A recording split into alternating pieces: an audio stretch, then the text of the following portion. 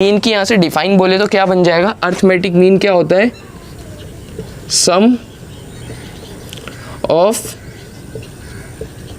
Extreme terms upon 2।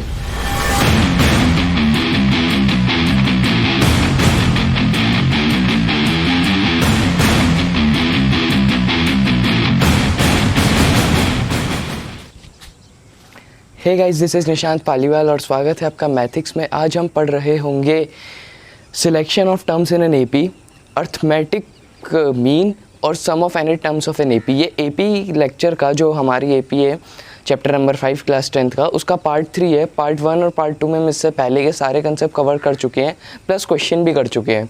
NCERT के question नहीं कर रहे हैं। एनसीईआरटी के क्वेश्चंस के लिए हम अलग से वीडियो बनाएंगे जिसमें सिर्फ एनसीईआरटी के क्वेश्चन कराए जाएंगे। इसमें अभी आपको यहाँ पे इन तीनों टॉपिक के कंसेप्ट मिलेंगे और साथ में आपको इससे रिलेटेड क्वेश्चन मिलेंगे। तो स्टार्ट करते हैं। हेडिंग डाल लो, an selection of terms in an AP. Selection of terms, selection of terms, ठीक है। तो भाई ये टॉपिक क्या कहता है हमसे, सबसे पहले हमें समझना जरूरी है कि ये टॉपिक है क्यों। ये टॉपिक इसलिए है कि यार हमसे बोल दिया, हमसे अब तक हम जितने क्वेश्चन कर रहे थे उसमें हमें कोई भी एपी नहीं गिवन थी, सॉरी एपी गिवन थी सब में। हमें हर क्वेश्चन में देखना, हर क्वेश्चन में हमें एक एपी गिवन थी और उसके बेसिस पे हम जो भी हमसे क्वेश्चन में पूछा है वैसे सॉल्व कर रहे थे। यहाँ पे हमें एपी नहीं गिवन होगी, हमें एपी खुद से मानना पड़ेगा। कुछ वेरिएबल्स को लेके हमें खुद से एपी माननी पड़ेगी। तो वैसे कौन से बेस्ट एपी होगी या बेस्ट टर्म्स होंगी या बेस्ट सीरीज़ होंगी जिन्हें हम मानेंगे तो हमारी जो सॉल्यूशन है वो बहुत ईजी हो जाएगा। देखो मैं तुम्हें एक एग्जाम्पल लेके दिखाता हूँ। अगर तुमसे बोला कि the sum of 3 terms in an AP, ठीक है, तुमसे बोला कि 3 टर्म्स है एपी में और उनका सम कुछ है। अब तुम्हें वो पता नहीं है कि 3 टर्म्स कौन सी है। तो जनरली हमारा जो एपी का फॉर्मेट होता है वो क्या होता है, पहली टर्म जो होती है वो ए होती है, दूसरी टर्म क्या होगी, हम पहली टर्म में कॉमन डिफरेंस ऐड कर देते हैं, तीसरी टर्म क्या होगी, हम दूसरी टर्म में कॉमन डिफरेंस ऐड कर देते हैं, है ना। चौथी टर्म क्या होगी, हम तीसरी टर्म में कॉमन डिफरेंस ऐड कर देंगे। पांचवी टर्म क्या होगी, हम चौथी टर्म में कॉमन डिफरेंस ऐड कर देंगे, है ना। यही तो हमारा जनरल तरीका है अब तक पढ़ने का एपी में, कि हम क्या करते हैं, हम ऐसे नंबर लेते हैं जिनमें हम कॉमन डिफरेंस को ऐड करते जाते हैं। एक नंबर लेते हैं उसके बाद कॉमन डिफरेंस ऐड करते जाते हैं। लेकिन क्या अगर मैं इनमें से ये 3 टर्म उठा लूँ और सॉल्व करूँ तो क्या मेरी कैलकुलेशन ईजी होगी? क्या मेरा आंसर ईजीएस्ट वे में आंसर मेरा सिंप्लीफाई होके आ जाएगा? नहीं। अगर मैं ये 3 टर्म्स उठाता हूँ तो मेरी कैलकुलेशन कॉम्प्लिकेटेड हो जाएगी। तो इसलिए इस टॉपिक में हम पढ़ेंगे कि ऐसी कौन सी वो बेस्ट 3, 4, 5 या 6 टर्म्स हैं जिन्हें मैं यूज़ करूँ तो मेरी कैलकुलेशन एकदम ईजी हो जाए। कोई ज़रूरी नहीं है तुम वो वाली टर्म्स यूज़ करो, लेकिन अगर तुम ये वाली यूज़ करोगे तो इसमें तुम्हारी कैलकुलेशन बहुत वो क्या कहते हैं कॉम्प्लेक्स हो जाएगी। लेकिन उसमें वो टर्म्स यूज़ करोगे तो उसमें तुम्हारी कैलकुलेशन ईजी रहेगी। देखो अभी तुम्हें खुद समझ आएगा कि क्यों वो ईजी है, ठीक है। तो तुम्हारा काम चालू होता है। अब एक टेबल बना लो जैसी मैं बना रहा हूँ। यहाँ पे लिख दो नंबर ऑफ टर्म्स पहले कॉलम में, दूसरा कॉलम होगा तुम्हारा टर्म्स का कि तुम्हारी टर्म्स है कौन कौन सी, तीसरा कॉलम होगा कॉमन डिफरेंस का, तीसरा कॉलम कॉमन डिफरेंस का, ठीक है,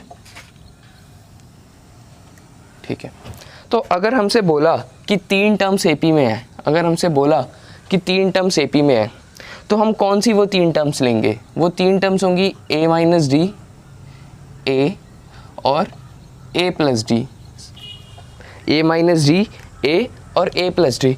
अब अगर तुमसे बोला कि the sum of 3 terms in an AP is 6, मान लो तुमसे बोल दिया कि the sum of 3 terms in an AP is 6, तो मतलब 3 टर्म्स कोई एपी में है और उनका सम 6 है। तो अगर तुम ये 3 टर्म्स लोगे तो तुम्हारी कैलकुलेशन एकदम ईजी हो जाएगी। देखो कैसे, तुमसे बोला कि सम कितना है 6, है ना।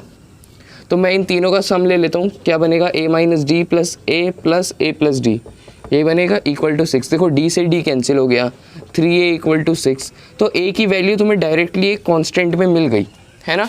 लेकिन अगर वो टर्म्स लेते ए प्लस डी और ए प्लस 2d, तो वहाँ पे तुम्हारा डी भी रहता और ए भी रहता, तो तुम्हें आंसर अपना कांस्टेंट में नहीं मिल पाता, तुम्हें इक्वेशन सॉल्व करनी पड़ती। ठीक है, तो ये टर्म्स का फ़ायदा है इनका कि तुम्हें एकदम कैलकुलेशन तुम्हारी इजी हो जाएगी। अगर तुमसे बोला 4 टर्म लेनी है, तो वो 4 टर्म कौन सी होंगी, देखो a minus 3d, a minus d, a plus D और a प्लस 3d। 5 टर्म्स बोली है, तो 5 टर्म्स कौन सी होंगी,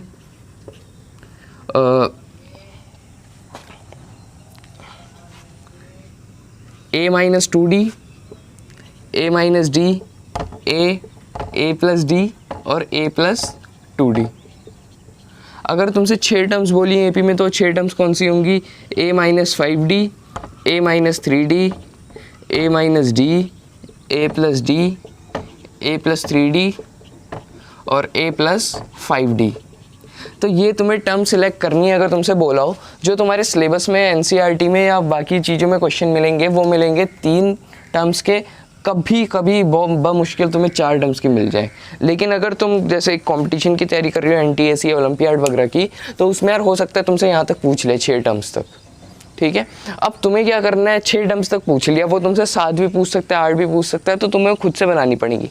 अब वो खुद से कैसे बनानी है, देखो पहले हम इन सब का कॉमन डिफरेंस देख लेते हैं। कॉमन डिफरेंस क्या होता है, next term minus previous term, मतलब इसमें से इस टर्म को माइनस कर देंगे, तो यहाँ कॉमन डिफरेंस हो जाएगा a माइनस डी, है ना। तो इसका मतलब a minus a plus D, तो कॉमन डिफरेंस क्या आ गया, d का a से कैंसिल हो गया, है ना। वैसे इसमें देखते हैं कॉमन डिफरेंस क्या आया, नोट कर लो इतना, फिर देखते हैं अगले वाले में कॉमन डिफरेंस क्या आया।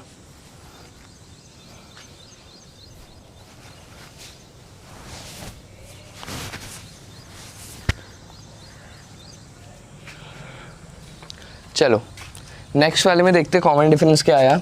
तो नेक्स्ट वाला क्या है, इसमें से इसको माइनस कर देंगे, तो ये है a माइनस डी और ये है a माइनस 3d, तो माइनस a माइनस 3d, तो इसका हम क्या बन गया, a minus D minus a plus 3d, तो a से a तो कैंसिल हो गया, और जब इन दोनों को सब्ट्रैक्ट करेंगे तो हमें मिलेगा 2d। तो यहाँ कॉमन डिफरेंस ये आ गया। नेक्स्ट टर्म में देखो कॉमन डिफरेंस क्या आया है, खुद से निकाल के देखो। नेक्स्ट टर्म में कॉमन डिफरेंस क्या आया है, खुद से निकाल के देखो। चलो इजी है, कोई सी भी 2 टर्म माइनस कर दो, मान लो इन दोनों को माइनस कर दे रहे हैं हम, तो a plus D minus a, तो a से a कैंसिल हो गया, तो d आ गया। नेक्स्ट में क्या आया देखो, इसमें से इसको माइनस कर दो, कोई सी भी 2 टर्म माइनस कर सकते हो। ठीक है, तो ये बन गया a प्लस 5d, बस बाद वाली टर्म में से पहली वाली टर्म माइनस करनी है, याद रखना, माइनस a माइनस 3d, तो a से a तो कैंसिल हो गया और ये क्या बच गया 2d। ठीक है, तो अब एक चीज़ देखो, पहले इतना नोट कर लो, फिर एक चीज़ ऑब्जर्व करने वाली बात है यहाँ पे। ठीक है, वो चाहो तो तुम नोट करके साइड में लिख सकते हो, लेकिन एक चीज़ ऑब्जर्व करने वाली बात है यहाँ पे, पॉज करके नोट कर लो इसे।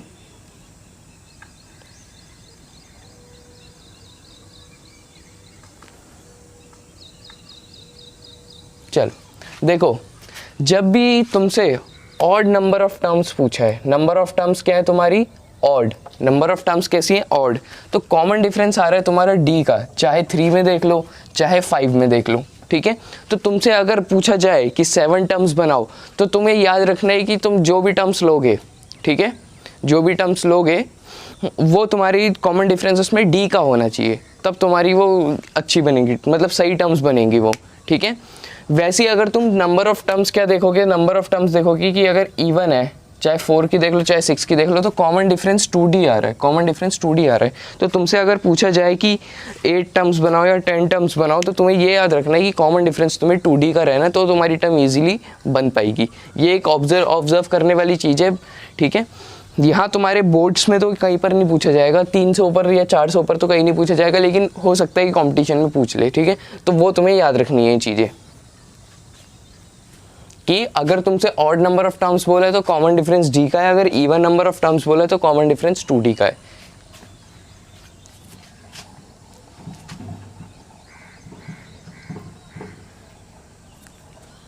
चलो नेक्स्ट देखते हैं, नेक्स्ट है अर्थमेटिक मीन। क्या है? Arithmetic mean. क्वेश्चन यार ये वीडियो ना एनटीएससी वालों के लिए भी है, तो यार क्वेश्चन हम जो इसमें करेंगे वो एनसीईआरटी के नहीं होंगे इस वीडियो में। इस वीडियो में जो क्वेश्चन होंगे वो अच्छे लेवल के होंगे या क्या बिल्कुल बेसिक्स होंगे, ठीक है। तो एनटीएससी वालों के लिए भी ये वीडियो, इसलिए इसमें क्वेश्चंस एनसीईआरटी वाले नहीं होंगे। इसमें देखते हैं अर्थमेटिक मीन।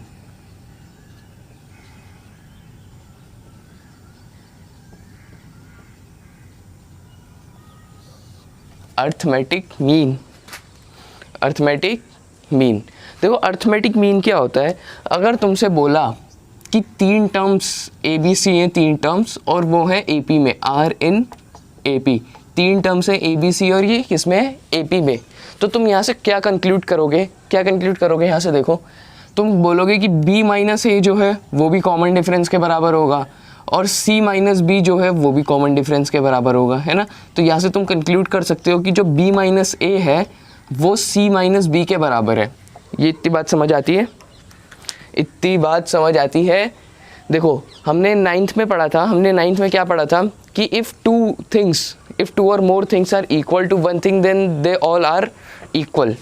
मतलब कि अगर कोई दो या दो से ज़्यादा चीज़ें या दो या दो से ज़्यादा एक्सप्रेशन किसी एक चीज़ के इक्वल होते हैं तो वो दोनों भी आपस में इक्वल होते हैं। ये हमने एक एक्सियम पढ़ा था 9th में, ठीक है। तो वही है, देखो B माइनस A भी D के बराबर है, C माइनस B भी D के बराबर है, तो ये दोनों भी आपस में बराबर होंगे। तो इधर से B एक तरफ ले आओ और A दूसरी तरफ ले जाओ, तो ये बन जाएगा B plus B equal to A plus C, है ना।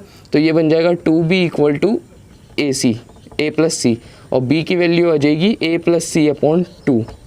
तो ये जो A प्लस C अपॉन 2 है इसे हम कहते हैं अर्थमेटिक मीन। अर्थमेटिक मीन, ये जो A प्लस C अपॉन 2 है इसे हम क्या कहते हैं? Arithmetic mean. अर्थमेटिक मीन, ठीक है। अब एक चीज़ मेरी ध्यान से सुनना, ये A, ये B, ये C, ये AP में है। ये अगर AP में है तो ऐसे ही लिखोगे ना इन्हें। तो जो बाहर वाली 2 टर्म्स हैं, ये जो बाहर वाली टर्म्स है इन्हें कहते हैं हम एक्सट्रीम टर्म्स। क्या कहते हैं? Extreme terms. और ये जो बीच वाली टर्म है इसे कहते हैं मिडल टर्म। क्या कहते हैं इसे? मिडल टर्म, बीच वाली मिडल टर्म्स, ठीक है। बाहर वाली टर्म्स एक्सट्रीम टर्म और मिडल वाली टर्म मिडल टर्म, बीच वाली टर्म मिडल टर्म, ठीक है। अर्थमेटिक मीन हमेशा कितनी टर्म्स में लगता है? 3 टर्म्स में। कितनी टर्म्स में? 3 टर्म्स में। जब तुम्हें 3 टर्म्स दी होगी तो तुम उसमें अर्थमेटिक मीन लगा सकते हो, कोई भी कॉन्जिक्यूटिवली आने वाली 3 टर्म्स या लगातार आने वाली 3 टर्म्स, ठीक है। तो अर्थमेटिक मीन की यहाँ से डिफाइन बोले तो क्या बन जाएगा? अर्थमेटिक मीन क्या होता है? Sum of extreme terms upon 2, या क्या कह सकते हैं? Half of sum of extreme terms. मतलब एक्सट्रीम टर्म्स के सम का हाफ, एक्सट्रीम टर्म्स के सम का हाफ। देखो A और C एक्सट्रीम टर्म्स है तो इन दोनों के सम का हाफ, वो तुम्हारा क्या है? Arithmetic mean. और यहाँ से तुम एक चीज़ और बता सकते हो कि तुम अर्थमेटिक मीन से मिडल टर्म की वैल्यू निकाल सकते हो कि मिडल टर्म क्या होता है? Middle term equal to sum of extreme terms upon 2, ठीक है। तो कभी भी तुम्हें अगर कोई AP दी है और उसमें बाहर वाली 2 टर्म्स दी है और बीच की टर्म नहीं दी है तो तुम डायरेक्टली इस फॉर्मूले से वो बीच की टर्म निकाल सकते हो। या फिर ऐसा हो सकता है कि तुम्हें एक बाहर वाली टर्म दी हो और या फिर ऐसा हो सकता है कि तुम्हें A और B दे दिया हो, C ना दिया हो, तो तुम यहाँ से निकाल सकते हो। ऐसा भी हो सकता है कि A और C दे दिया हो, B ना दिया हो, तो यहाँ से निकाल सकते हो। ऐसा भी हो सकता है कि तुम्हें A ना दिया हो, B और C दे दिया हो, तो भी तुम यहाँ से निकाल सकते हो, ठीक है। तो ये जो है ये ऑब्जेक्टिव के लिए बहुत इंपॉर्टेंट है। ऑब्जेक्टिव मतलब 1 मार्क्स वाले क्वेश्चन के लिए बहुत इंपॉर्टेंट है। 1 मार्क्स वाले क्वेश्चन के लिए बहुत इंपॉर्टेंट है। ये MCQ में पूछा जा सकता है, बिल्कुल पूछा जा सकता है, बिल्कुल MCQ टाइप क्वेश्चन है। तुमसे डायरेक्टली अर्थमेटिक मीन पूछ सकते हैं कि क्या होता है, या तुमसे इस फॉर्मेट में कोई क्वेश्चन पूछ सकते हैं, ठीक है। तो अभी देखते हैं क्वेश्चन कैसे होगा, तो इसे नोट कर लो।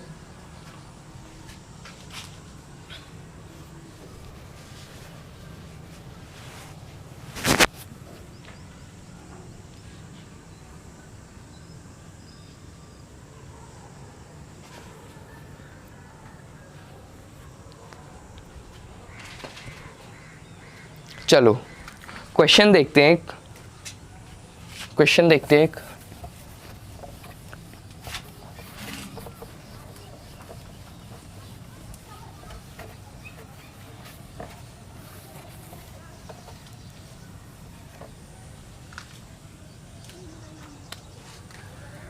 एक बिल्कुल सिंपल सा क्वेश्चन देखते हैं। बताओ भाई बीच वाली टर्म क्या होगी? ये तो हम खुद सोच के बता सकते हैं कि 14 होगी, है ना। लेकिन अगर अर्थमेटिक मीन से निकालना हो तो कैसे निकालेंगे? अर्थमेटिक मीन से कैसे निकालेंगे? देखो बीच वाली टर्म को हम रिप्रेजेंट कर दिया b से, बीच वाली टर्म को रिप्रेजेंट कर दिया b से, तो b equal to a plus c upon 2, ये हमें पता है अर्थमेटिक मीन, ये हमें पता है अर्थमेटिक मीन, है ना। तो b की वैल्यू क्या आ जाएगी? 7 प्लस 21 अपॉन 2 मतलब 28 अपॉन 2 मतलब 14। तो b की वैल्यू क्या आ रही है तुम्हारी? 14। ये जो बीच वाली टर्म है इसकी वैल्यू कितनी है? 14। ठीक है, तो ऐसे हमें अर्थमेटिक मीन को अप्लाई करना है। एक क्वेश्चन कभी भी यार नोट्स बनाओगे ना, तो एक चीज़ हमेशा याद रखना, जब भी नोट्स बनाए जाएंगे तो उसमें एक क्वेश्चन ज़रूर ऐसा डालना कि जो तुम्हारा, जो अभी तुमने फॉर्मूला लिखा है या जो तुमने क्वेश्चन लिखा है, नहीं जो फॉर्मूला लिखा है या जो तुमने कंसेप्ट लिखा है, तो वो तुम्हारा कैसे अप्लाई करना है क्वेश्चन में, वो एक क्वेश्चन तुम्हारा ज़रूर होना चाहिए जब भी तुम नोट्स बनाओगे। तो हमेशा ये नहीं कि तुम सारे क्वेश्चंस भी एक साथ कर रहे हो, सारे नोट्स भी एक साथ बना रहे हो, ऐसा नहीं होता। क्वेश्चन की नोटबुक अलग होती है, नोट्स वाली नोटबुक अलग होती है। तो उसमें तुम्हें नोट्स वाली नोटबुक में क्या हमारे एक भी क्वेश्चन नहीं होने चाहिए? नहीं, एक या दो क्वेश्चन हम रख सकते हैं नोट्स वाली नोटबुक में, वो भी कौन से? जो हमारे उस कंसेप्ट को डिफाइन कर रहे होंगे, जो हमारे उस कंसेप्ट को बता रहे होंगे कि कैसे क्वेश्चन में अप्लाई करना है। तो उस टाइप के एकदम बेसिक वाले क्वेश्चन हम नोट्स के साथ लिख सकते हैं, तो वैसे हमें करना है। ठीक है, नोट्स बनाते हुए यही चीज़ हमेशा याद रखना।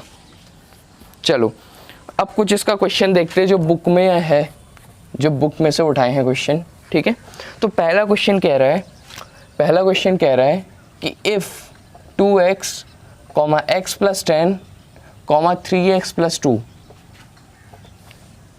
आर इन ए पी, तो फाइंड वैल्यू ऑफ x। बोल रहा है क्वेश्चन में, बता रहे हैं हमें कि 2x, x प्लस 10 और 3x प्लस 2 ये तीनों AP में है, तो तुम x की वैल्यू बताओ, तो तुम x की वैल्यू बताओ। तो ज़रा सॉल्व करो इसे, गौर फरमाओ इस पे, थोड़ा ज़रा इस पे गौर फरमा लो कैसे करना है क्वेश्चन, थोड़ा दिमाग लगा लो, पॉज करके ट्राई कर लो, पॉज करके। चलो बहुत सिंपल सा क्वेश्चन है, होप कि तुमने ट्राई करा होगा। 1 2 3। चलो मैं करने जा रहा हूँ इसे। अभी हमने एक कंसेप्ट पढ़ा अर्थमेटिक मीन का, बस वही अप्लाई करना है यहाँ पे। क्या कहता है arithmetic mean? Middle term equal to sum of extreme terms upon 2। तो ये AP में मुझे देख के बताना, ये क्या तुम्हें मिडल टर्म दिख रही है और ये क्या तुम्हें एक्सट्रीम टर्म्स दिख रही हैं? दिख रही है नहीं दिख रही है? ये मिडल टर्म, ये एक्सट्रीम टर्म्स दिख रही है, बस ख़त्म कहानी। Middle term equal to sum of extreme terms upon 2, मतलब 2 उधर लेके गए तो 2x प्लस 20 और ये बन जाएगा 5x प्लस 2। वेरिएबल एक तरफ ले आओ, कांस्टेंट एक तरफ ले आओ, परिवार वालों से मिला दो इन्हें, तो ये बन जाएगा 18 इक्वल टू 3x। बनेगा नहीं बनेगा? 2 इधर आ गया और ये वाला 2x उधर चले गया, तो x की वैल्यू आ गई 6। Very simple, very simple. ठीक है, तो इसे पॉज करके नोट कर लो जिनका आंसर यही आया है, बढ़िया है। ठीक है, तो इसे नोट कर लो जरा पॉज करके।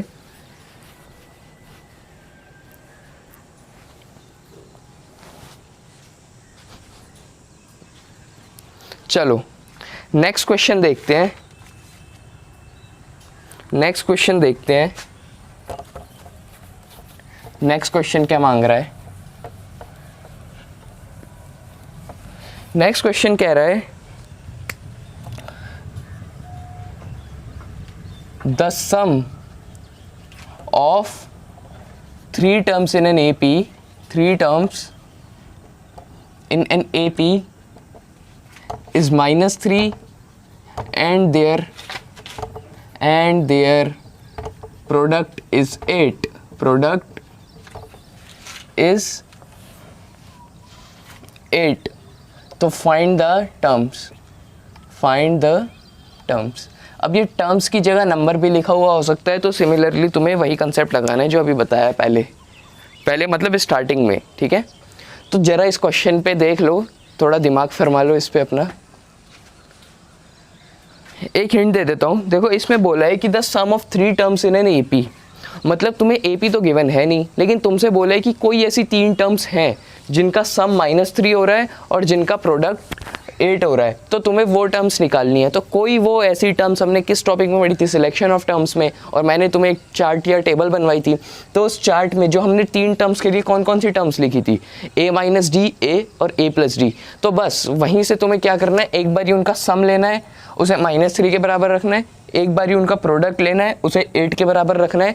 2 इक्वेशंस मिलेंगी तुम्हें, या फिर तुम जब इसे सम को -3 के बराबर मिलोगे तो तुम्हें a की वैल्यू मिल जाएगी, तो वहाँ से प्रोडक्ट में तुम्हें a की वैल्यू पुट करनी है और सॉल्व कर देना है।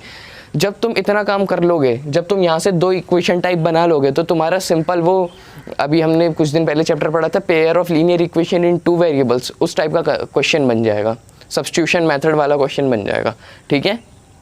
सब्स्टिट्यूशन मेथड वाला क्वेश्चन बन जाएगा, तो वो इजीली सॉल्व हो जाएगा। इतनी हिंट दे दी है मैंने, इसे ट्राई करो, फिर मैं कोई क्वेश्चन करके दिखाता हूँ, हो जाएगा। वैसे बहुत इजी क्वेश्चन है, ट्राई ज़रूर करो क्वेश्चन को, ट्राई ज़रूर करो।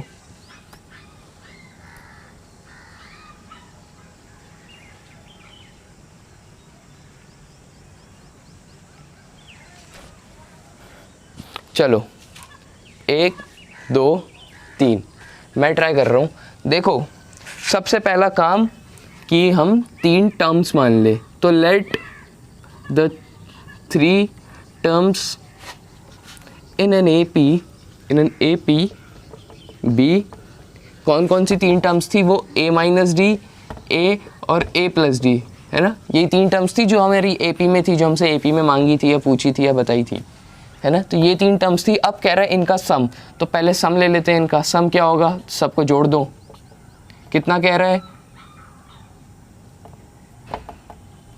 कितना कह रहा है, -3, तो d और d कैंसिल हो गए, ये बचेगा 3a = -3, तो a की वैल्यू आ गई -1। बहुत बढ़िया।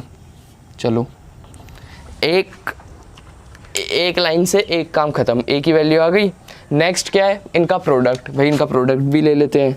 तो ये हो जाएगा a-d इंटू a और इंटू a+d इक्वल टू 8।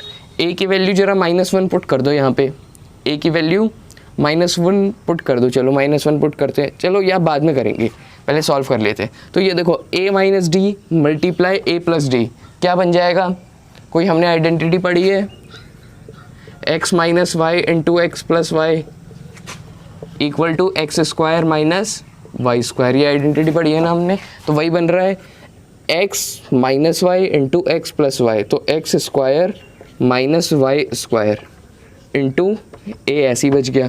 अब a की वैल्यू पुट करो, तो -1 का स्क्वायर 1 माइनस d², और ये हो गया a क्या बन जाएगा, ये -1 है इक्वल टू 8, है ना। ये -1 उधर जाकर डिनोमिनेटर में जाएगा, तो क्या बन जाएगा, 1 माइनस d² इक्वल टू -8।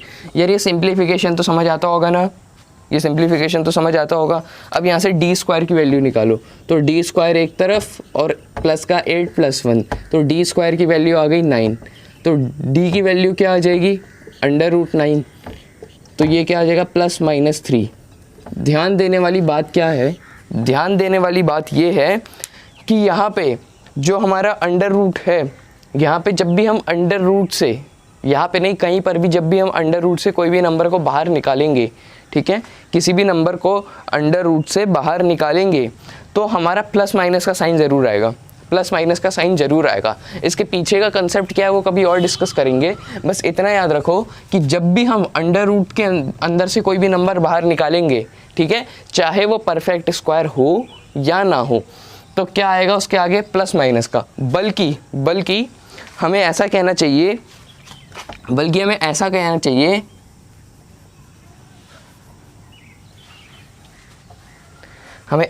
चाहिए, देखो ये बन रहा है d² इक्वल टू 9, है ना। तो इधर स्क्वायर हो रहा है तो उस तरफ जाके क्या बन जाएगा, अंडर रूट। तो जैसे ही हम स्क्वायर को अंडर रूट में कन्वर्ट करते हैं तो हमारा प्लस माइनस का साइन लग जाता है। जैसे ही हम स्क्वायर रूट को अंडर रूट में स्क्वायर को अंडर रूट में कन्वर्ट करते हैं तो हमारा प्लस माइनस का साइन लग जाता है। इसके पीछे का कंसेप्ट बाद में डिस्कस करेंगे। तो ये क्या बन जाएगा, अंडर रूट 9 की वैल्यू तो होती है 3, तो डी की वैल्यू क्या आ गई, प्लस माइनस 3। अब भाई डी की दो वैल्यू कैसे आ रही हैं, डी की दो वैल्यू कैसे आ रही हैं, ए पी तो हमारी एक ही बनेगी, ए पी तो हमारी एक ही बनेगी, लेकिन डी की तो दो वैल्यू आ रही हैं। तो इसके पीछे का रीज़न देखते हैं क्या है, ठीक है। अब पहले हम ए पी बना लेते हैं, पहले क्या करते हैं, ए पी बना लेते हैं कि हमारी ए पी क्या बन रही है, हमारी ए पी क्या बन रही है। तो देखो हमारी टर्म्स क्या क्या थी, टर्म्स आर, एक थी ए माइनस डी, है ना। तो ए क्या है 1, सॉरी ए क्या है -1 और डी क्या है, डी क्या है प्लस माइनस 3। तो एक बारी हम डी क्या ले लेंगे, एक बारी डी हो जाएगा हमारा +3 और एक बारी डी हो जाएगा -3। तो अभी हम +3 लेके करते हैं, तो माइनस और ब्रैकेट में +3, तो क्या बन जाएगा -1 + 3 = 2। तो a माइनस डी की वैल्यू 2, ठीक है। a क्या बन जाएगा फिर, a क्या बन जाएगा अगर हम +d लेके करेंगे, तो a तो खाली a ही रहेगा, 1 हो जाएगा। और a + d क्या बन जाएगा, -1 + 3, तो क्या बन जाएगा,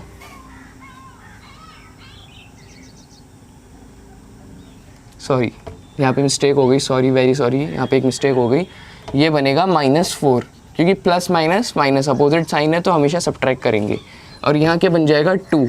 तो हमारी ए पी क्या बन गई, ए पी क्या बन गई 4 -1 और 2, है ना। कब, जब हमने डी की वैल्यू क्या ली थी +3।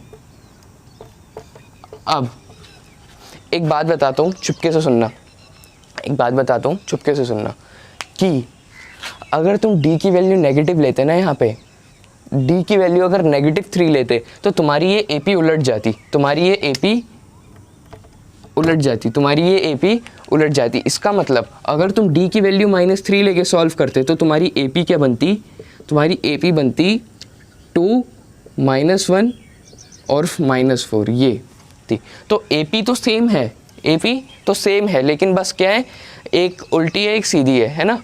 अब उल्टी कौन सी है सीधी कौन सी है तुम जानो, जो तुमने लेके करा होगा। तो तुम चाहे +3 लेके करो एग्जाम में या -3 लेके करो, दोनों से आंसर तुम्हारा सही आएगा और ये इस कंडीशन को क्या कहते हैं फुलफिल भी कर रहा होगा।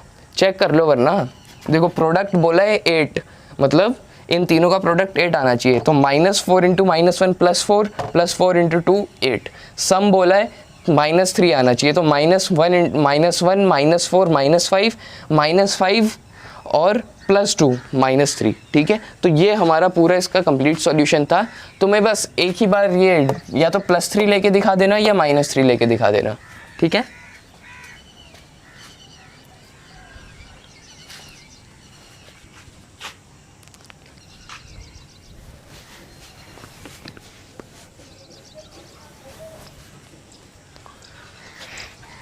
होप कि तुमने पॉज करके नोट कर लिया हो। नेक्स्ट क्वेश्चन देखते हैं, नेक्स्ट क्वेश्चन देखेंगे।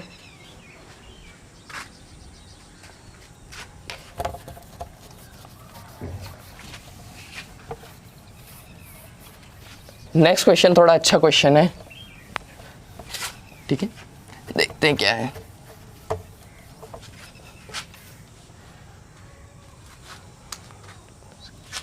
if A, B, C, D, E are in AP, अगर ये सब AP में है तो find value of A - 4B + 6C, A - 4B + 6C -4D +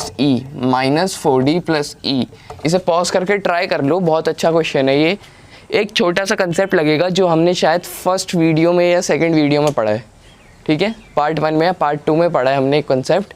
उस कंसेप्ट के बेसिस पे हमें क्वेश्चन सॉल्व करना है, ठीक है। पॉज करके ट्राई कर लो, ट्राई करना ज़रूरी है। याद रखना, अगर ट्राई नहीं कर रहे हो क्वेश्चंस को तो लेक्चर में दिए गए क्वेश्चन तुम्हारे लिए किसी यूज़ के नहीं है। खाली तुम वो कंसेप्ट देखो और फिर वीडियो बंद करके अपने खुद से जो भी तुम जहाँ से क्वेश्चन प्रैक्टिस करते हो वहाँ से कर लो, ठीक है।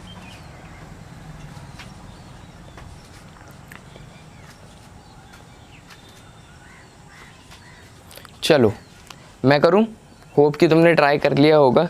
1 2 3 मैं करने जा रहा हूँ। देखो साफ सीधा बोला है इसमें कि ABCDE AP में है, ABCDE AP में है। तो अगर कोई AP में होता है तो उधर से हम क्या बोल सकते हैं, उधर से हम बोल सकते हैं कि जो पहली टर्म है वो A होगी, जो दूसरी टर्म है वो B होगी, जो तीसरी टर्म है वो C होगी, जो चौथी टर्म है वो D होगी और जो पांचवी टर्म है वो E होगी, है ना। ये बोल सकते हैं हम, ठीक है भाई, इतनी बात हमें समझ आती है। अब मैं दूसरी टर्म को क्या लिख सकता हूँ, दूसरी टर्म को लिख सकता हूँ पहली टर्म प्लस कॉमन डिफरेंस। अब मैंने यहाँ पे क्या लिया है, let common difference be capital D. Capital D क्यों लिया, क्योंकि स्मॉल डी हम पहले ही यूज़ कर रहे हैं तो कन्फ्यूजन हो जाएगा।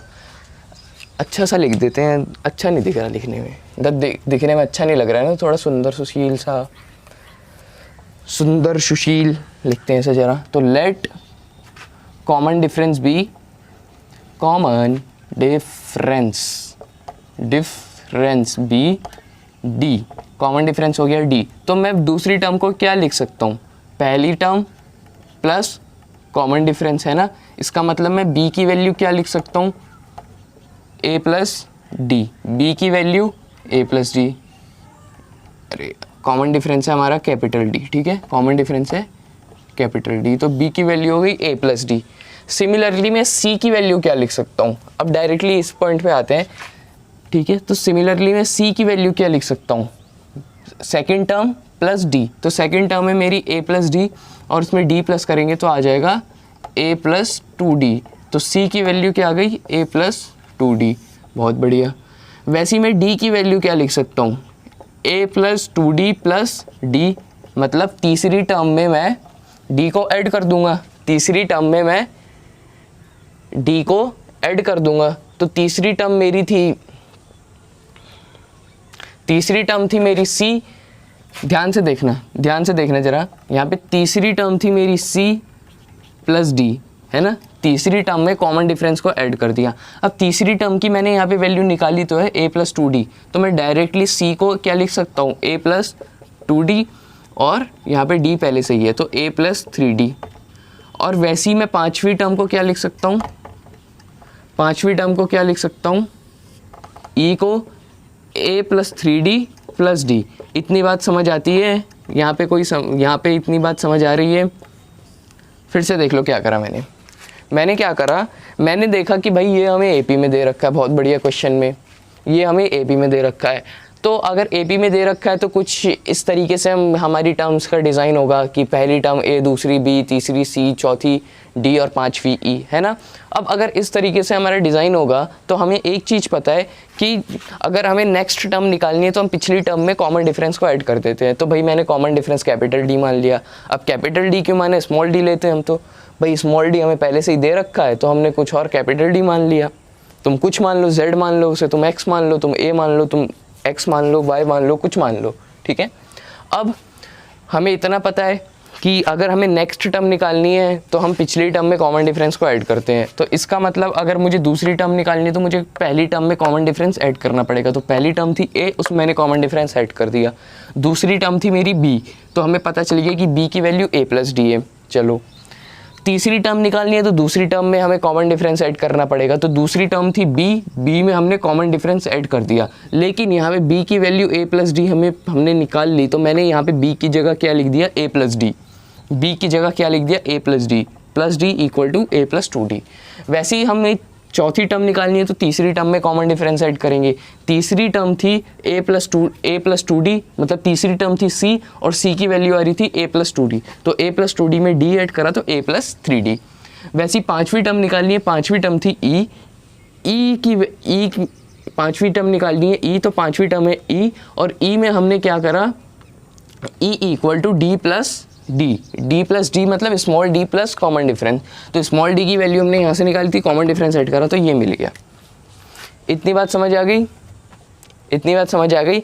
अब कुछ नहीं है, अब ये सारी वैल्यूज़ उठा के इसमें पुट कर दो और फिर सिंप्लीफिकेशन का खेल है सारा, सिंप्लीफिकेशन का खेल है सारा।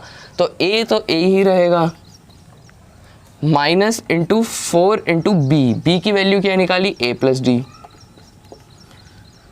प्लस 6 इंटू सी की वैल्यू क्या निकाली A plus 2d, minus 4 into D की वैल्यू क्या निकाली ए प्लस 3d, प्लस ई की वैल्यू क्या निकाली, ई की वैल्यू क्या निकाली ए प्लस 4d। अब कुछ नहीं है, अब इसे सिंप्लीफाई कर दो तो तुम्हारा आंसर कुछ आ रहा होगा। देखते हैं क्या आता है, मेरे ख्याल से 0 आएगा इसका आंसर।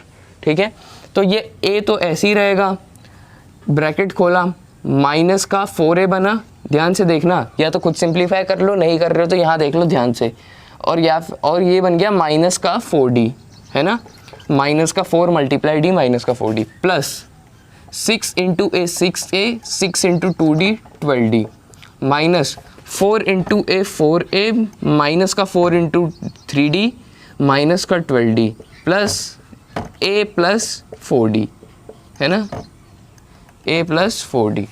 अब ध्यान से देखो, कट्टम कट्टा का खेल खेलते हैं थोड़ा, कट्टम कट्टी का।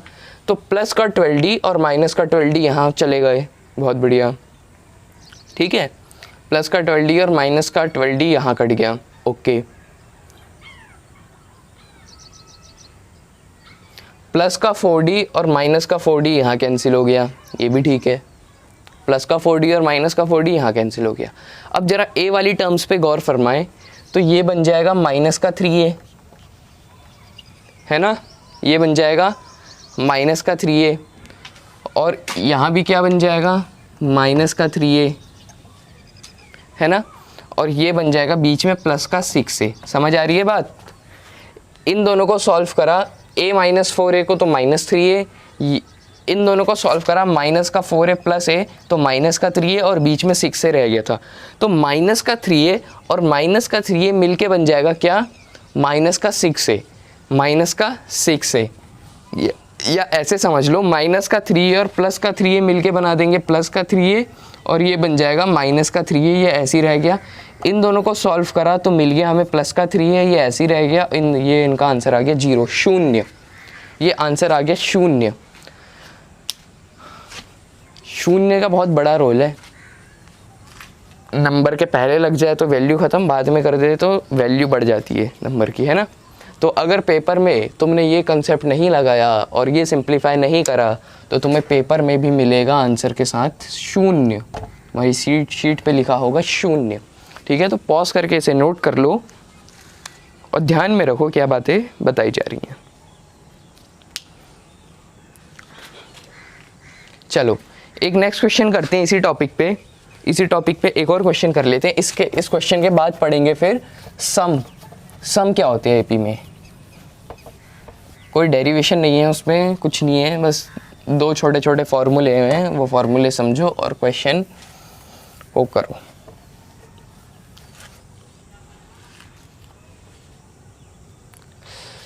देखो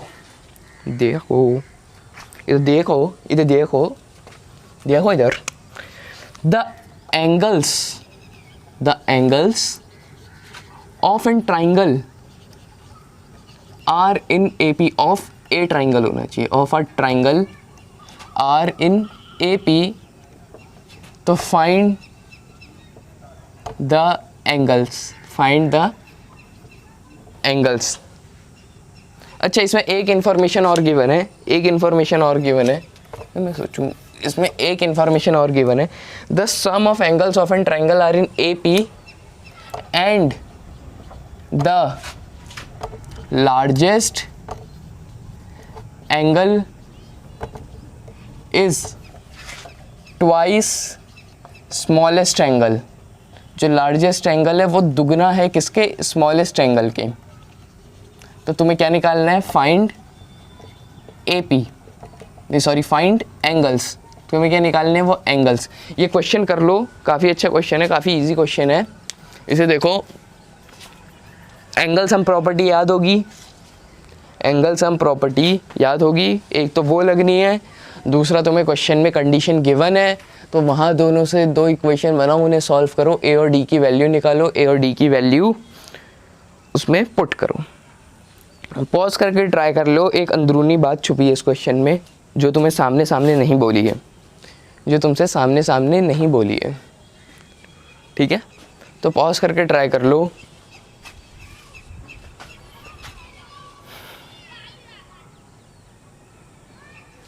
ठीक है, मैं सॉल्व करने जा रहा हूँ इसे। देखो क्या बोला है, the sum the angles of a triangle are in AP, मतलब तुमसे कहीं ना कहीं ये बोला है कि जो तीन टर्म्स हैं वो एपी में है ना।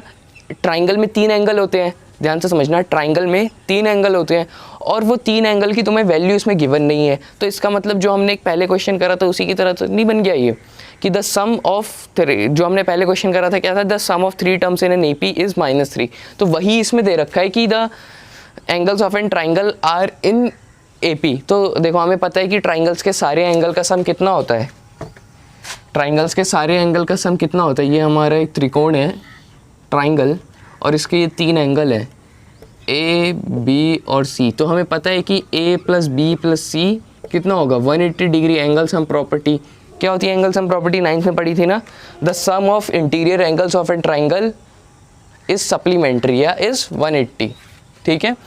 तो a plus b plus c equal to 180 degree. अब हमें वो तीन टर्म्स उसने दी नहीं है डायरेक्टली, बस हमसे बोल दिया है AP में है, वो तीन एंगल उसने हमें डायरेक्टली दिए नहीं है, हमसे बोल दिया AP में है। तो इसका मतलब A B C और AP में होंगे, A B और C AP में होंगे, है ना। लेकिन A B और C AP में होंगे, लेकिन हमें यहाँ पे माननी पड़ेगी कि क्या क्या वो तीन टर्म्स होंगी। तो हमने क्या पढ़ा था, तीन टर्म्स जब भी हमें ना गिवन हो तो हम क्या मान लेते हैं, ये मान लेंगे, यही मान लेंगे। तीन टर्म्स हमें गिवन नहीं है, हमसे बोला है कि तीन टर्म्स का सम 180 है, तो वो तीन टर्म्स कौन सी है, ये है, हम जो जनरली मानते हैं।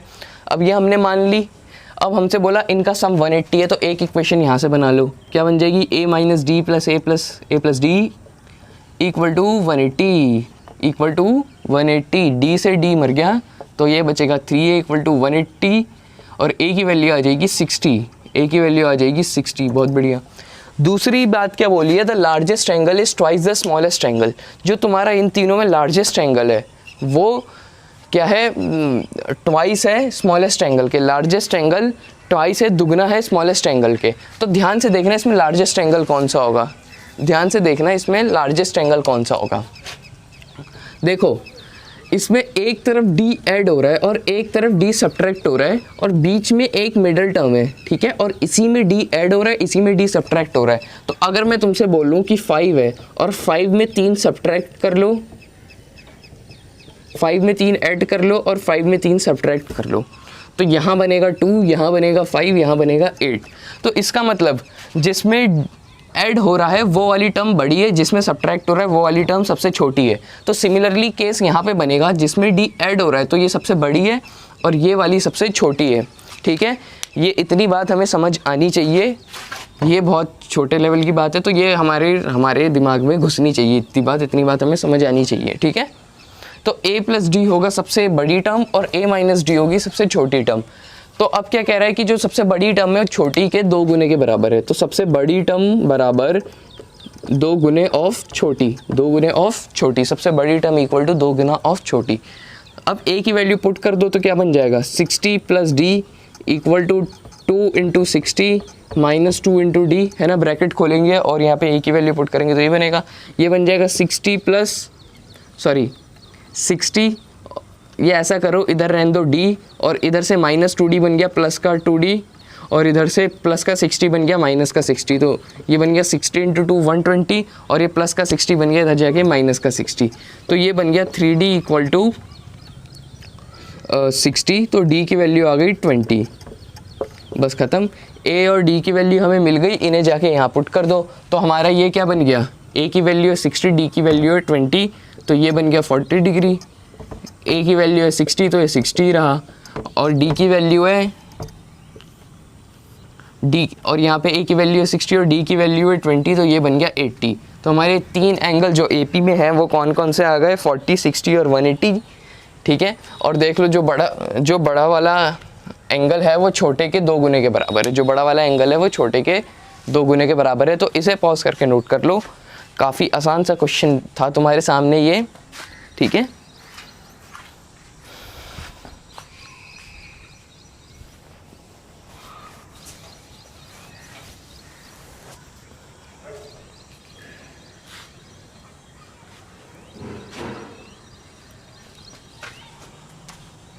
चलो, होप कि तुमने नोट कर लिया होगा। अब अगला बहुत इंपॉर्टेंट टॉपिक है, sum of N terms of an AP।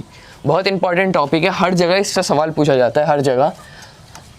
तो मतलब कह सकते हो कि ये अगर तुम्हें AP चैप्टर में से कुछ पढ़ के जाना है, अगर तुम चाह रहे हो कि पूरा चैप्टर ना पढ़ूँ और सिर्फ कुछ एक पार्ट पढ़ूँ, तो सम वाला टॉपिक ज़रूर पढ़ के जाना, सम वाला टॉपिक ज़रूर पढ़ के जाना, ठीक है। तो sum of N terms of an AP, sum of N terms of an AP, heading डालो अपनी कॉपी में, sum of N terms of an AP।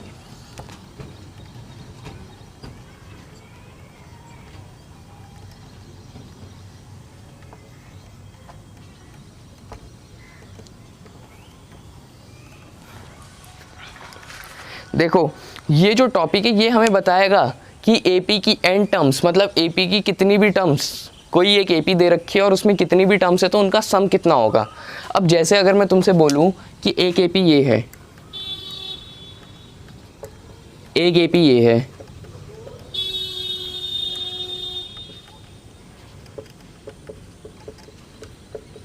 और एक AP ये है,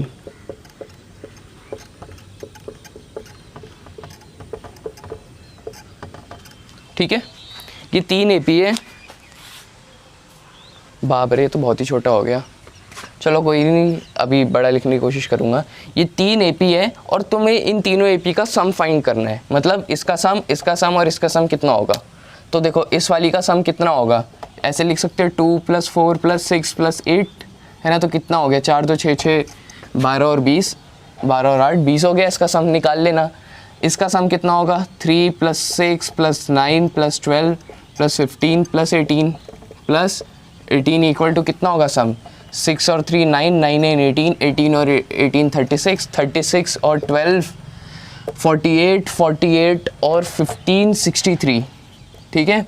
और अगर मैं इन सब का सम की बात करूं तो 1 + 2 3, 3 + 3 6, 6 + 4 10, 15 21 28 36 और 5 9 45। तो ये हो गया इन सब का सम। अभी देखो यहाँ पे तुम इसका सम इतनी आसानी से क्यों फाइंड कर पाए, सॉरी, यहाँ पे तुम इसका सम इतनी आसानी से क्यों फाइंड कर पाए, क्योंकि ये तुम्हें एक फाइनाइट टर्म्स या कम टर्म्स की AP दी हुई थी। इसमें 4 टर्म्स थी, इसमें 6 टर्म्स थी, इसमें 9 टर्म्स थी, है ना। तो एक कम नंबर ऑफ टर्म्स की AP दी हुई थी। लेकिन अगर तुम्हें 20 टर्म्स, 30 टर्म्स, 40, 100 टर्म्स की AP दे दी और बोला कि इन 100 टर्म्स का फाइंड करो सम, तो तुम कैसे फाइंड करोगे, ऐसे तो फाइंड नहीं कर सकते। तो उसके लिए क्या बनाया गया है, एक फार्मूला बनाया गया है। तो वो फार्मूला क्या होता है, वो फार्मूला देखते हैं, ठीक है। वो फार्मूला क्या होता है, वो फार्मूला देखते हैं। उस फार्मूले की एक डेरिवेशन भी है जो कि हमारे सिलेबस में नहीं है, RD शर्मा में गिवन है, लेकिन हमारे सिलेबस में नहीं है, तो करने की ज़रूरत नहीं है, ठीक है। तो देखो उस फार्मूले को, सम को, फार्मूले को रिप्रेजेंट करते हैं SN से। किससे, SN से, मतलब सम ऑफ n टर्म्स। क्या फार्मूला है, n/2 ब्रैकेट में 2a + n-1 × d, 2a + n-1 × d, 2a + n-1 × d, मतलब sum of n terms of an AP क्या हो जाएगा, जितने तुम्हें टर्म्स का सम निकालना है वो यहाँ रखो, पहली टर्म यहाँ रखो, फिर वापस n की वैल्यू यहाँ रखो, कॉमन डिफरेंस की वैल्यू रख दो, ठीक है। तो ये तुम्हारा डायरेक्टली एक फार्मूला है। इस फार्मूले को अपने दिल, दिमाग, मस्तिष्क, जिगर, जहाँ जहाँ बिठा सकते हो वहाँ बिठा लो, ठीक है। लेकिन ये फार्मूला तुम्हें याद होना चाहिए। इस फार्मूले को थोड़ा सा मॉडिफाई करते हुए हम देखते हैं कि ये तो ऐसे ठीक है, ये 2a को क्या लिख सकता हूँ मैं, a + a लिख सकता हूँ, है ना। और ये बन जाएगा n-1 × d। तो इतना पार्ट देखो, इतना पार्ट तुम्हें क्या जाना पहचाना लग रहा है, हमने दूसरे या पहले लेक्चर में कुछ कवर करा था, दूसरे लेक्चर में। इतना पार्ट क्या तुम्हें जाना पहचाना लग रहा है, देखो। हाँ जी भैया, हमें बिल्कुल जाना पहचाना लग रहा है, हम तो डेली प्रैक्टिस करते हैं, हमें तो याद है। ये an का फॉर्मूला था, ये किसका फॉर्मूला था, an का।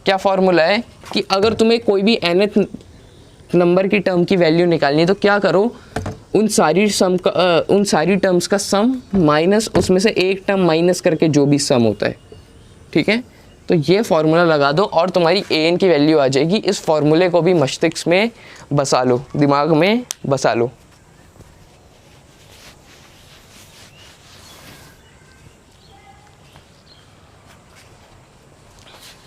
ये फॉर्मूला अब हम कभी नहीं भूलेंगे, ठीक है।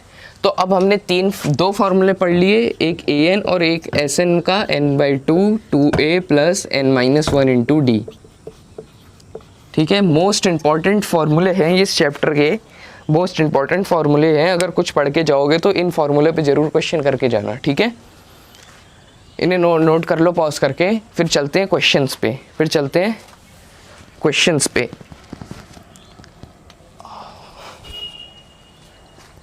चलो।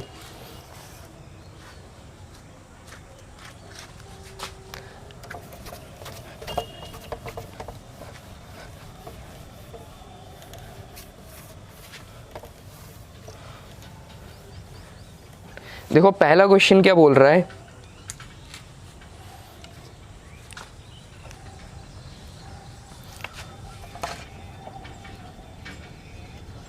Find the sum of first 30 terms of an AP whose second term is 3 and 7th term is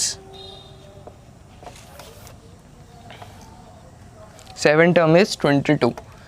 हमसे कह रहा है कि पहली AP की पहली 30 टर्म का सम निकालो। एक AP है कितने भी नंबर ऑफ टर्म्स की, उसमें पहली 30 टर्म का सम निकालना है, जिसमें तुम्हें सातवीं टर्म 22 दे रखी है और सेकंड टर्म 3 दे रखी है। तो इसे मैं सॉल्व करके दिखा रहा हूँ, मन कर रहा है तो पॉज करके ट्राई कर लो, मैं अभी सॉल्व करने जा रहा हूँ। तो देखो यहाँ पे हमें दूसरी टर्म दे रखी है 3, मतलब A2 की वैल्यू हमें 3 दे रखी है। और A2 को क्या लिख सकता हूँ मैं, A plus n-1 into d, है ना, इक्वल टू 3। n की वैल्यू क्या पुट करूँगा यहाँ पे मैं 2, क्योंकि दूसरी टर्म की बात हो रही है। तो a प्लस 2 माइनस 1 होता है, तो a plus d equal to 3। ये मेरी पहली इक्वेशन हो गई। दूसरी इक्वेशन क्या बोली है कि 7th टर्म, इसका मतलब a7 की वैल्यू 22 दे रखी है, और अगर मैं an वाले फॉर्मूले में n की वैल्यू 7 पुट करूँ तो ये बन जाएगा 7 minus 1 into d equal to 22। ये क्या बन जाएगा, a plus 6d equal to 22, a plus 6d equal to 22। अब जरा इन्हें सॉल्व कर लेते हैं एलिमिनेशन मेथड से। तो दोनों इक्वेशन को अगर मैं सब्ट्रैक्ट कर दूँ,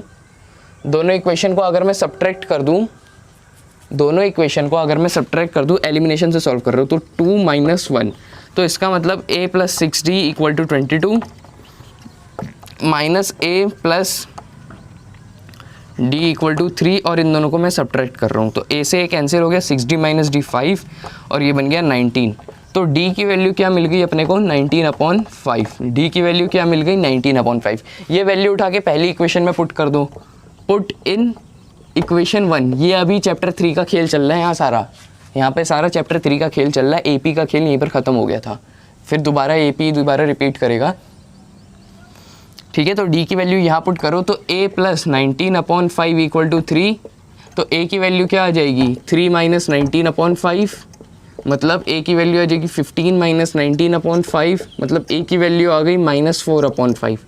अब a मिल गया भाई हमें, d मिल गया, और अब हमें 30 टर्म्स का सम निकालना है, 30 टर्म्स का सम निकालना है। a मिल गया, d मिल गया, अब हमें 30 टर्म्स का सम निकालना है। तो देखो क्या होगा, a30 क्या हो जाएगा, 30 टर्म्स का सम निकालना है, सॉरी a30 नहीं होगा, 30 टर्म्स का सम निकालना है, 30 टर्म्स का सम निकालना है। तो S30 क्या हो जाएगा, सम ऑफ 30 टर्म्स, S30 क्या फॉर्मूला होता है, n/2 bracket 2a plus n-1 into D. पढ़े थे नहीं पढ़े थे, है ना, ये फॉर्मूला पढ़े थे हम, ये फॉर्मूला पढ़े थे, ये फॉर्मूला पढ़े थे, ठीक है। तो अब इसमें हमें 30 टर्म्स का सम निकालना है, तो n की वैल्यू 30 पुट कर दो, ए की वैल्यू हमने निकाली ली है -4/5, एन की वैल्यू फिर से 30 पुट करोगे तो 29 इंटू डी की वैल्यू क्या आ जाएगी 19/5। ज़रा सॉल्व करते हैं इसे, ये बन जाएगा 15, ये बन जाएगा -8/5 और ये बन जाएगा 29 इंटू 19, 29 इंटू 19, 9 9 जा 81, 1 8 कैरी, 9 2 जा 18 और 8 9 2 जा 18 और 8 26 इंटू 9 1 जा 9, 2 1 जा 2, 1 15 5 551/5 है ना। छी मार्कर तो बड़ा गंदा चल रहा है यार, उसी से लिखते हैं पहले वाले से। ठीक है, इन्हें थोड़ा सॉल्व करते हैं और तो 15 ब्रैकेट में ये आ जाएगा 551 माइनस 8 543, ये बनेगा 551 माइनस 8 होगा 543 है ना। चेक कर लो सही है, 551 माइनस 8 43 से 8 प्लस करा 51, ठीक है। ये कैंसिल हो गया, 5 1 जा 5 3 जा तो क्या बन गया 3 इंटू 543, इसको मल्टीप्लाई करेंगे 3 3 जा 9 4 3 जा 12 5 3 जा 15 और 16, तो 30 टर्म्स का सम कितना आ गया इस एपी का 1629, 1629 होगा। कोई एक ऐसी एपी होगी जिसकी पहली टर्म -4/5 और कॉमन डिफरेंस 19/5 का है, तो उस एपी को अगर हम 30 टर्म तक लिखें और उन सबका सम निकालें तो कितना आ जाएगा 1629, कितना आ जाएगा 1629, ठीक है। तो होप कि यार तुम्हें ये समझ आया होगा सम का कंसेप्ट और सिलेक्शन वाला सब कुछ, ठीक है। तो until next video keep practising.